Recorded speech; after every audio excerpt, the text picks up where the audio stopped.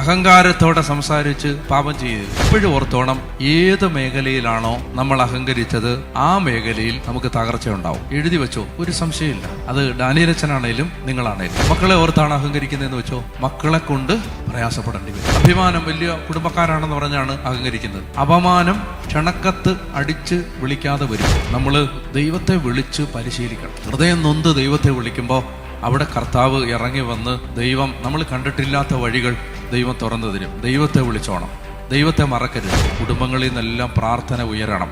അങ്ങനെയുള്ള കുടുംബങ്ങൾ നശിച്ചു പോകത്തില്ല. ദൈവം കാത്തെങ്കിലേ ഉള്ളൂ, ദൈവം കാത്തെങ്കിലേ ഉള്ളൂ. ഏത് സമയത്ത് എന്ത് സംഭവിക്കാം ആർക്കും. അതുപോലത്തെ ഒരു നാടായിട്ട് ഇത് മാറി. നിങ്ങൾ കാണാത്തൊരു ലോകമുണ്ട് സ്കൂളിലൊക്കെ. ചെറിയ കുഞ്ഞുങ്ങൾ പോലും നിങ്ങൾക്ക് അത് അറിഞ്ഞൂടാ. അതിൻ്റെ ഗൗരവത്തിൽ നിങ്ങൾ അറിഞ്ഞിട്ടുണ്ടോ? 4ലും 5ലും 6ലും പഠിക്കുന്ന കുട്ടികൾ ഡ്രഗ് ഉപയോഗിക്കുന്നുണ്ട്. ചിന്തിക്കാൻ പറ്റും. ഞാൻ പറയുന്നത് മനുഷ്യർക്ക്